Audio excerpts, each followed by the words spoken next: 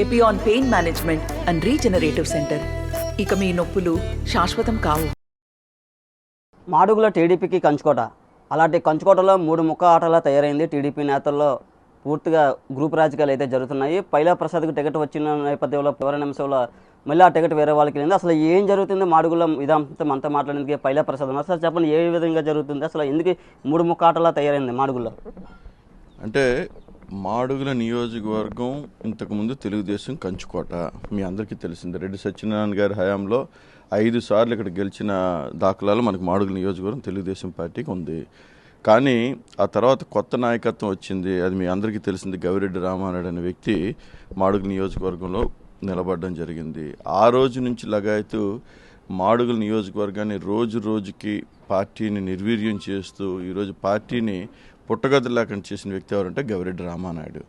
అలాంటి గవిరెడ్డి రామానాయుడు తీసేసి మాడుగుల నియోజకవర్గంలో తెలుగుదేశం పార్టీ ఇంకో కొత్త ప్రయత్నం చేసి మన పీవీజీ కుమార్ గారికి అనే వ్యక్తికి ఇవ్వడం జరిగింది. మీకు అది పీవీజీ కుమార్ గారు ఏం చేశారు, ఆయన మరి ఇక మనం ఆయన గురించి మనం కామెంట్ చేయడం కన్నా ఫర్ సమ్ రీజన్ ఏంటంటే ఆయన కూడా తీసి నాకు ఈరోజు టికెట్ ఇచ్చి మాడుగుల నియోజకవర్గంలో పోటీ చేయాలని చెప్పేసి ఉమ్మడి అభ్యర్థిగా చెప్పడం జరిగింది. అలాంటి జరిగినప్పుడు 30 రోజుల్లో ఇచ్చి పర్ఫార్మెన్స్ని ఇది మెజర్ చేయడం అనేది ఎంతవరకు కరెక్ట్ అండి? ఇది పర్ఫార్మెన్స్ మెజర్ కాదు, ఇది కుట్రపూర్తి రాజకీయాలు. ఏంటంటే ఈ కుట్రపూర్తి రాజకీయాలు ఏంటంటే ఈ గవిరెడ్డి రామానాయుడు మళ్ళీ పీవీజీ కుమార్ వెళ్ళి బండారుకి ఇస్తే సీటు మేము పనిచేస్తాం, పైలాకి ఇస్తే ఓడిస్తాం అని చెప్పేసి ఆయన నినాదం తెల్లారు. ఇలాగెళ్ళి ఈరోజు బండారుని తీసుకొచ్చిపోయి ఆయన దగ్గరుండి చేశారా? ఆయన్ని ఓటమికే దగ్గరుండి ఏంటంటే వీళ్ళిద్దరూ పాటు పడుతూ ఉన్నారు. అలాంటి పాటు పడిన పరిస్థితిలో ఈరోజు మీరు నిన్న చూశారు. నిన్నటికి నిన్న ఆయనతో పాటు తిరిగి సడన్గా ఇండిపెండెంట్ కూడా వేసాడు. ఎంత ఘోరం అండి, ఎంత దారుణం అండి. అంటే రాజకీయాలు ఇంత దారుణంగా ఉంటాయని చెప్పేసి ఇప్పుడు నాకు కూడా అర్థమైందండి. అంటే టీడీపీలో ఉంటే మళ్ళీ ఇండిపెండెంట్గా వేస్తారు ఆయన. ఇప్పుడు అదే కదా ఇప్పుడు నేను కూడా క్వశ్చన్ చేస్తూ ఉంది. ఎందుకంటే ఆయన నిన్నటి వరకు బండారుని తిప్పుకుంటూ ఈరోజు ఇండిపెండెంట్గా వేసాడంటే అక్కడ ఏదో కుట్ర జరుగుతుందని చెప్పేసి మనం అందరం తెలుసుకోవాలి. అంటే నాకు సీటు రాకపోవడం, వచ్చిన సీటుని తెప్పించడంలో అదొక కుట్ర. ఈరోజు పోనీ బండారుని తీసుకొచ్చి పోనీ ఆయనకి దగ్గరుండి చేయాల్సిన వ్యక్తి తీసుకొచ్చి మళ్ళీ ఈరోజు ఇండిపెండెంట్గా వేసాడంటే అందులో కూడా మళ్ళీ కుట్ర. అంటే మా నియోజకవర్గంలో తెలుగుదేశం పార్టీని ఏ విధంగా నాశనం చేయాలో ఆ విధంగా నాశనం చేస్తున్నాడు. ఇప్పటికైనా పార్టీ మేల్కొనాలి. పార్టీ మేల్కొని తగిన చర్యలు ఈరోజు రామానాయుడు మీద తీసుకోవాలని చెప్పేసి ఈరోజు డిమాండ్ చేస్తా ఉన్నాను. మీరు పార్టీ కోసం ఎన్నాళ్ళు కష్టపడ్డారు?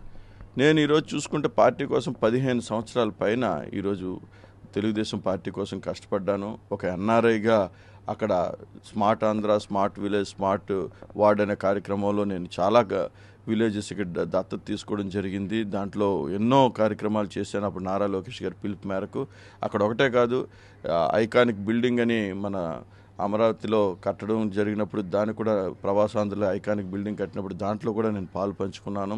ఈరోజు కూడా మేము పెట్టిన డబ్బులకి ఈరోజు కేసులు, మా డబ్బులు వెనక్కి తీసుకోవడానికి కూడా ఈరోజు కేసులు నడుస్తూ ఉన్నాయి. అలాంటి పరిస్థితి మాకు ఉంది. అంటే మేము పార్టీ కోసం ఎప్పుడు ఎక్కడున్నా, ఇక్కడున్నా, అమెరికాలో ఉన్నా, ఎక్కడున్నా మేము పార్టీ కోసం కష్టపడ్డాం.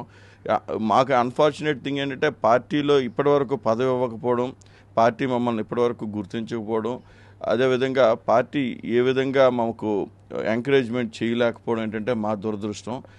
కానీ మా ఇది కార్యక్రమం కానీ మేము ఏ విధంగా పార్టీకి ఉపయోగపడతామో ఆ విధంగా మా పార్టీకి ఉపయోగపడి పార్టీని అన్ని విధాలు మేము ఆదుకున్నాం. అలాంటి పరిస్థితుల్లో ఈరోజు చంద్రబాబు నాయుడు గారు, లోకేష్ గారు మమ్మల్ని గుర్తించి ఈరోజు సీట్ ఇవ్వడం కూడా జరిగింది. వాళ్ళకి ధన్యుడే ఉంటాను. కానీ అంటే ఇచ్చిన సీట్ని మళ్ళీ వెనక్కి తీసుకోవడం కూడా కొద్దిగా బాధాకరంగా ఉంది. దాన్ని కూడా వాళ్ళు ఒక మంచి మనసుతో ఏదో ఒక ఫుల్ స్టాప్ పెడతారని చెప్పేసి అనుకుంటా ఉన్నాను. ఆల్రెడీ మీరు నామినేషన్ వేసారు కదా, భవిష్యత్ కార్యాచరణ ఏంటంటే మొన్న పార్టీ వర్కర్స్తో మా కార్యకర్తలతో మాట్లాడాం. వాళ్ళు చెప్పేది ఒకటి చెప్తున్నారు. వాళ్ళు ఏంటంటే సార్ మీరు సార్ ఇండిపెండెంట్ వెళ్ళిపోవాలని చెప్పేసి చెప్తా ఉన్నారు వాళ్ళు. కానీ ఏంటంటే ఇండిపెండెంట్ వెళ్ళాలంటే అన్ని విధాలు మనం ఆలోచించి ఇప్పుడు పార్టీకి ఉపయోగపడేటట్టు ఉండాలి తప్ప పార్టీని డ్యామేజ్ చేసేటట్టు ఉండకూడదు. అన్ని విధాలు ఆలోచిస్తూ ఉన్నాం. మాకు ఇంకా టైం ఉంది, 29 వరకు మాకు టైం ఉంది. ఆలోచన విధానంలో ఏంటంటే 29 వరకు టైం ఉంది. ఇది ఇప్పుడు కూడా పార్టీ మాతో పాటు మాట్లాడుతూ ఉంది. మాట్లాడి వాళ్ళు ఏంటంటే మీకు ఏ విధంగా సముచిత స్థానం కల్పిస్తే బాగుంటుంది అనే ఉద్దేశంతో మాట్లాడుతూ ఉన్నారు. అది అది ఈరోజు రేపట్లో మోస్ట్లీ అది ఒక కొలుక్కు వస్తుందని చెప్పేసి అనుకుంటా ఉన్నాను అండి. అంటే ఇస్తే ఏ స్వచ్ఛమైన హామీ ఇస్తుంది మీకు? స్వచ్ఛమైన హామీ అంటే ఒకటి కార్పొరేషన్ ఇస్తా అని చెప్పేసి చెప్పడం జరిగింది. మాకు ఆ కార్పొరేషన్లు మాకెందుకు సార్, కార్పొరేషన్లు ఇవ్వాలంటే మేము ఎంత కష్టపడి చేయాలని లేదు. నేను ఒక ప్రజానాయకుడికి ఎదగాలనుకుంటున్నాను, ప్రజానాయకుడికి ఉండాలనుకుంటున్నాను. దానికోసం నేను ఇప్పటివరకు కష్టపడ్డాను. అలాంటిది ప్రజానాయకుడిగా అవకాశం వచ్చినప్పుడు ఈరోజు నోటి దగ్గరికి వచ్చిన కూడిని ఈరోజు తీసుకున్నారు. అది ఏమాత్రం కూడా కరెక్ట్ కాదని చెప్పేసి చెప్పడం జరిగింది. సో నేను అనుకోవడం అంటే రానున్న రోజుల్లో ఒక ప్రజానాయకుడికి ఎదిగే పదవి వస్తుందని చెప్పేసి నేను అనుకుంటున్నాను అండి. అంటే పైలా ప్రసాద్ అనేది ఒక వ్యాపారాలు చేసుకుంటాడు, అందుకే ఆయనకి ఎందుకు టికెట్ అని మీ నేతల్లోనే ఒక అభిప్రాయం ఉంది. అవునండి, పైలా ప్రసాద్ అనేవాడు వ్యాపారవేత్త, కరెక్టు. పైలా ప్రసాద్ అనేవాడు ఒక సినిమా ప్రొడ్యూసరు, కరెక్టు. ఇవన్నీ ఉన్నాయి. అంటే మేము అంటే ఒక మనిషిగా డబ్బులు సంపాదించడం తప్ప మేమే గంజా వ్యాపారం చేసుకోవటం లేదు కదా, మేము ఇసుక మాఫియాలు చేయటం లేదు కదా, అది మేమేమి ఇది ఒకరి మీద ఇది ఉద్యోగాలు ఇస్తామని చెప్పి డబ్బులు అవి తీసుకోలేదు కదా. మేము చేసిందంతా ఒకటే, మేము కష్టపడి సంపాదించుకుంటున్నాం. కష్టపడి సంపాదించుకొని ఆ డబ్బులు కాస్త ప్రజల కోసం లేకపోతే ప్రజల శ్రేయస్సు కోసం మేము ఖర్చు పెడుతున్నాం తప్ప మేమేమి ఒకరిని పొట్టగొట్టి మాత్రం ఈరోజు ఎదగలేదు కదా. అందువల్ల అది తప్పు అని చెప్పేసి అనడం అది కరెక్ట్ కాదు.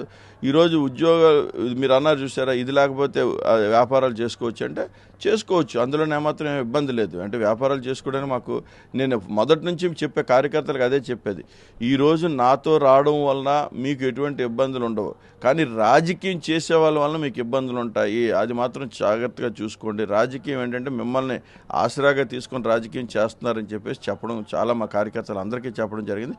ఈరోజు అదే జరిగింది. ఈరోజు గవిరెడ్డి రామారెడ్డి ఏం చేశాడంటే ఆయన స్వలాభం కోసం చూసుకున్నాడు తప్ప పార్టీ స్వలాభం కానీ అదే ఆయన నమ్ముకున్న కార్యకర్తల స్వలాభం కోసం ఎప్పుడూ ఏమాత్రం కూడా చూడలేదు. ఈరోజు బూడి ముత్యాలనాయుడు కూడా అదే పరిస్థితి చేశాడు. ఈరోజు ఏంటి మినిస్టర్గా ఉన్నాడు, ఆయన సంపాదించుకున్నాడు తప్ప ఆయన కింద పనిచేసిన వర్కర్స్కి, ఆయన కింద పనిచేసిన కార్యకర్తలకి ఏమి ఇచ్చింది ఏమీ లేదు. సో ఇవన్నీ ఏంటంటే మనం చూసాం.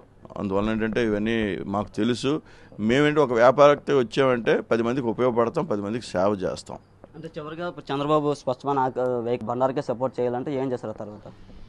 నాకు స్పష్టమైన నాకు నన్ను నమ్ముకున్న కార్యకర్తలకి సరి అయిన నమ్మకం చంద్రబాబు నాయుడు గారు ఇవ్వకపోతే ఇండిపెండెంట్గా పోటీ చేయడానికి నేను సిద్ధంగా ఉన్నాను. ఎందుకంటే నేను కూడా ప్రూవ్ చేసుకోవాలి కదా, నేనంటే ఏంటనే ప్రజలకు కూడా తెలియజేయాలి కదా, ఇండిపెండెంట్ సిద్ధంగా ఉన్నాను.